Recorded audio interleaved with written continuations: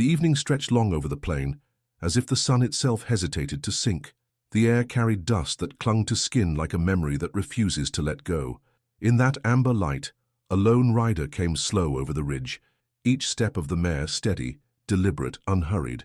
The wind touched the worn leather of the saddle and whispered through the loose strands of his hair. The saddlebag swayed against the mare's flank, heavy not with gold, not with tools, but with something weightless and unbearable at the same time. A folded piece of paper that seemed to press down more than iron ever could. He didn't lean forward to urge the horse on. He simply rode, as if both man and animal knew there was no use rushing toward what waited ahead. The ranch came into view like an old scar, familiar, unchanging, and holding more silence than sound. The boards along the porch were sun-bleached, and the paint on the door had long since surrendered to wind and rain. He dismounted without a word, loosening the girth with hands that moved like they'd done this every day for decades. Before he stepped up onto the porch, he removed his boots, setting them side by side as if even here, even now, respect had its place. His eyes stayed fixed on the door longer than needed. It wasn't caution exactly, nor fear, just the quiet reckoning of a man who knows that once he crosses a certain threshold, nothing will be the same again. A half-broken chair leaned into the corner, one leg shorter than the others, the seat fraying at the edges.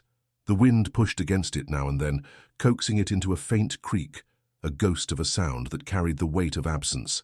That chair had never been sat in, yet it carried the story of someone who should have.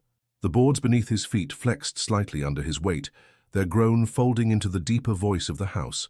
Still he didn't open the door. The only movement was the slow drift of dust across the porch, the subtle sway of the horse at the hitching post, and his own breath, measured and unbroken. There were no voices to greet him, no footsteps inside, only the wind moving through the rafters, the faint pop of wood settling, and the steady exhale of the mare waiting in the yard. That sound, animal and human breathing together, was the kind of silence that didn't empty a man, but filled him, reminding him that even in the loneliest places, something still answers back. He placed his hand on the doorknob, feeling the cool metal against his skin, the texture of wear from years of turning. And there, in that suspended moment before the latch gave way, he stood still, as if holding on to the last few seconds before whatever was in that saddlebag would take root inside these walls. He didn't think about the paper directly. Not yet. He thought about the ride, the way the light had shifted on the trail, the smell of mesquite in the wind, the rhythm of hooves like a heartbeat outside his own chest. But under all that, the truth waited. It had waited for years. Tonight it would no longer wait alone.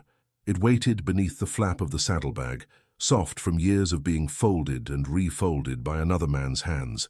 He carried it inside without looking at it, the way one carries something fragile and dangerous at the same time. The lantern on the table cast a thin circle of gold across the wood, its light catching the dust in the air like slow-falling snow.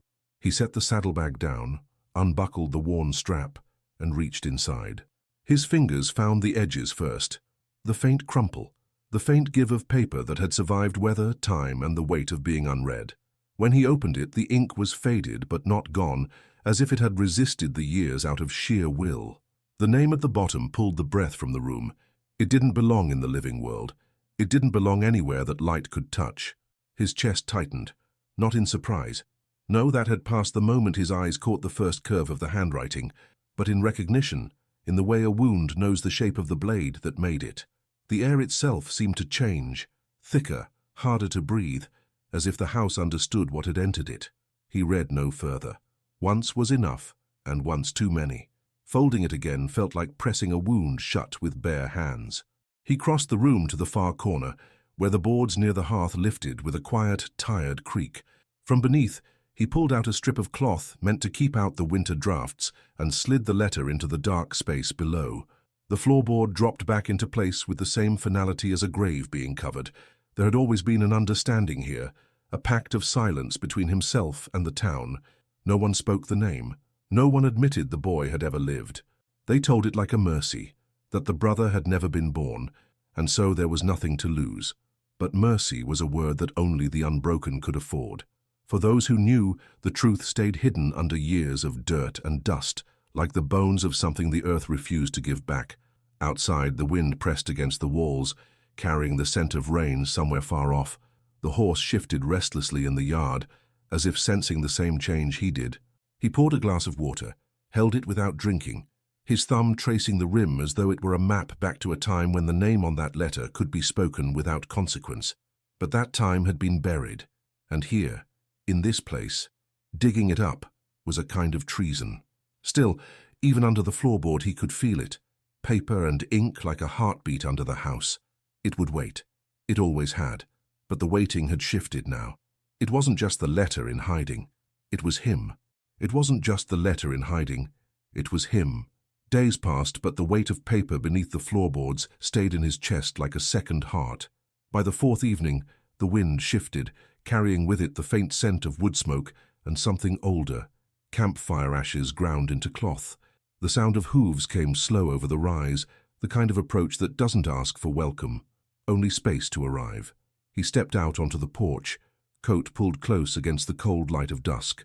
The man who came into view wore a cavalry coat torn at the cuffs, the brass dulled, the fabric stiff with old dust.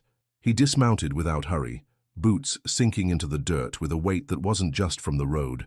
His eyes, shadowed beneath the brim, searched the yard before resting on him. "I rode with your brother," he said. The words landed without introduction, as if they'd been waiting years to be spoken. Something in him tightened, but his face stayed still. "I don't have a brother." The stranger tilted his head slightly, not in disbelief, but as if measuring how much truth a man could carry before it broke him. He spoke of a mare named Blue Smoke, said she died before the war, said you buried her yourself, under the lone mesquite. The man's voice was quiet even, without the sharpness of accusation, just the slow turning of a knife in soft wood. They stood in the deepening twilight, the world around them holding its breath. The stranger added more, small details that should have been lost to time. The scent of the barn in summer, the way the creek near the south fence bent twice before running out of sight. These were not guesses. They were the fingerprints of memory, pressed into words. Inside, the coffee pot hissed low on the stove.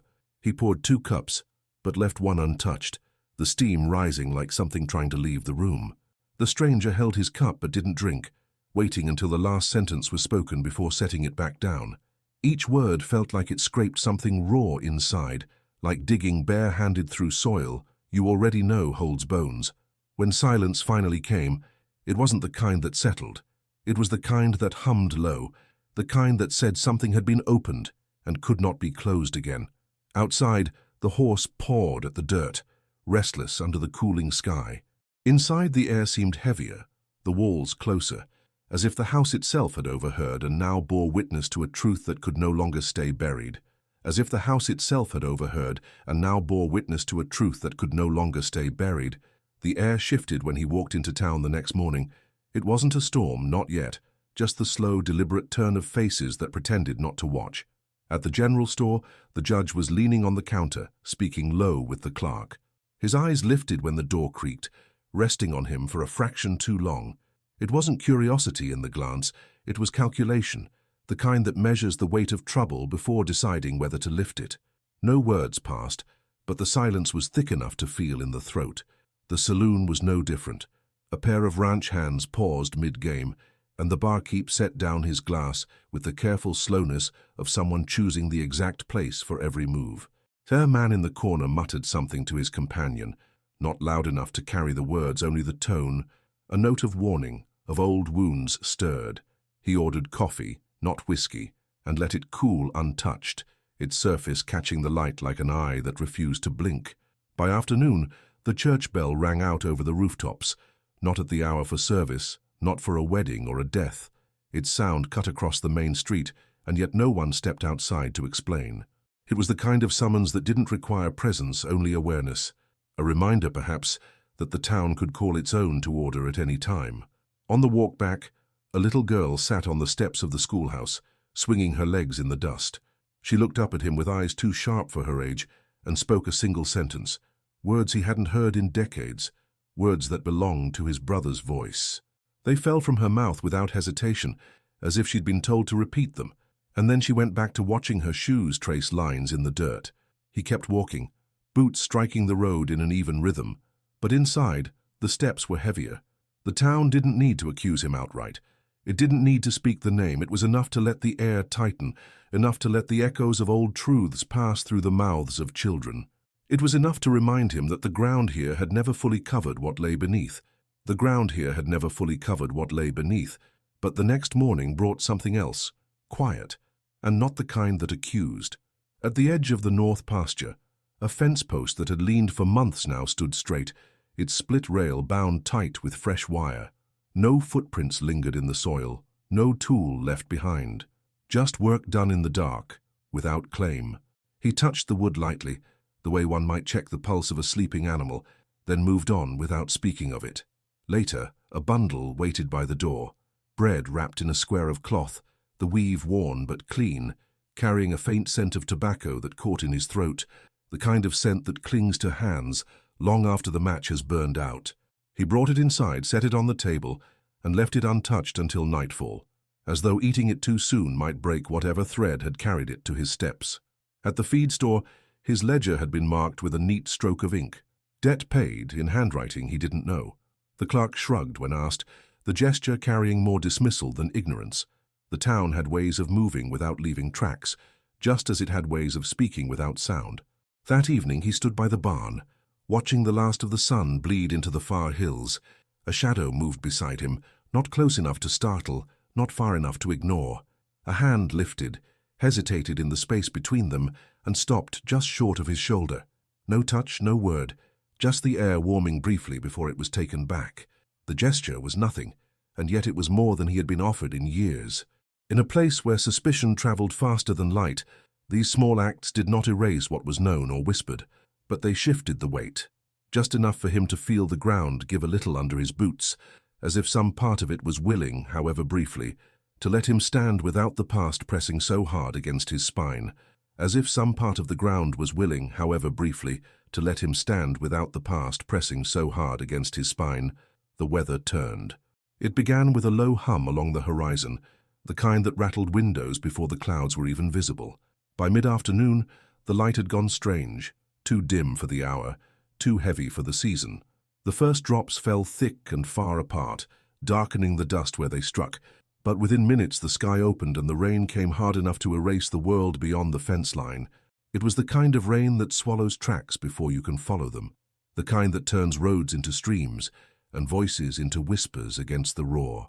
He was setting a lamp in the window when the knock came, not hurried for shelter, but sharp, deliberate, like a signal meant only for him. On the porch stood a figure dark with water, hair plastered to the face, clothes clinging like a second skin. The eyes were clear despite the rain, and they carried something heavier than the storm. A folded shape emerged from the stranger's coat, a strip of paper gone soft at the edges. His own breath slowed as he reached for it, and the weight was familiar before his fingers closed. The letter, the one he had hidden under the floorboards. But this time, the boards had not given it up. Someone else had. He stepped back, letting the stranger in, the sound of rain swallowing the space between their words. He unfolded the paper with the care of someone touching skin marked by old wounds. The ink wavered where water had kissed it, but the lines held. This time he read it aloud, each word a stone pulled from deep water. The voice was steady, but the room seemed to lean with every sentence, as if the walls themselves could not bear what they were hearing. By the time the last line left his lips, the silence was so complete it felt like the house had stopped breathing. The truth inside the letter was too large for the space it occupied. It pressed against the windows, seeped into the grain of the floorboards, stretched toward the door as though it needed to spill into the rain before it tore the roof away. And still he stood there, the paper trembling only because his hands did, the storm outside no louder than the one now alive in the room. The storm outside was no louder than the one now alive in the room, and yet it pushed him toward motion. He folded the letter with deliberate care, the crease falling exactly where it always had, as though the paper itself remembered its shape. No words passed between him and the stranger. There was nothing left that words could do. He set the letter on the table, beside a single silver coin. The coin's dull glint caught the lamplight, its weight a small gesture for a debt that had never truly been about money. It was payment, or release, or both. He couldn't decide. Beside it, his revolver lay in its holster untouched for weeks. He unbuckled the strap and placed the weapon on the mantel. The sound it made was soft, but final. Leaving a gun behind in this land was never an accident. Outside, the rain had eased to a steady hiss, the road glistening under the dim spill of the porch lamp. He gathered his saddle and moved with a slowness that felt like reverence. Each strap tightened as though he were binding something more fragile than leather and wood. This was not preparation for escape. It was for return, to a place, to a name, to whatever waited on the other side of the horizon. The stranger stood by the door, saying nothing. Their presence was neither permission nor refusal. It was simply witness. He pulled on his coat, the fabric heavy with rain it had not yet felt, and stepped onto the porch. Boots on wet wood, boots on the yard. Then, the hollow sound of them fading into the road. The rain swallowed each step before it reached the fence line, until there was nothing left but the hum of water on earth and the faint scent of tobacco from the bread still wrapped on the table. The faint scent of tobacco from the bread still wrapped on the table lingered through the night, weaving with the sound of rain into something almost like a lullaby. By morning the storm had gone, leaving the air pale and soft, touched by a light that moved slowly through the room. Dust motes drifted in the beams, each one catching the sun as if it were worth keeping. The quiet was not the same as the night before. It no longer pressed inward, it simply rested. On the porch, a new chair sat where the broken one had leaned for years. Its wood was clean, unscarred, the seat wide and waiting. No one had brought it openly, and no one would claim it. It stood there as though it had always been meant to, carrying the weight of an invitation that needed no voice. Inside, the letter had been moved. It no longer hid under the floorboards nor lay folded on the table. It hung in a simple frame by the window, the words turned to face the wall.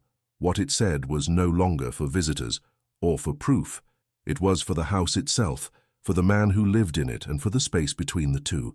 He stood in the doorway, looking out over the horizon where the land met the sky in a line too far to measure. The wind caught his coat and lifted it just enough to remind him of the road, the miles still untraveled. His lips moved, shaping something the air would carry but never repeat. A question or a promise. It didn't matter which. Some things only needed to be spoken once, even if no one else heard. And in that stillness, with the light on the dust and the chair waiting in the sun, the name that had been denied its place now lived here, unspoken, but no longer gone. It was written in the grain of the porch, in the slow tilt of the horizon, in the breath of a man who would ride again, not to escape, but to return.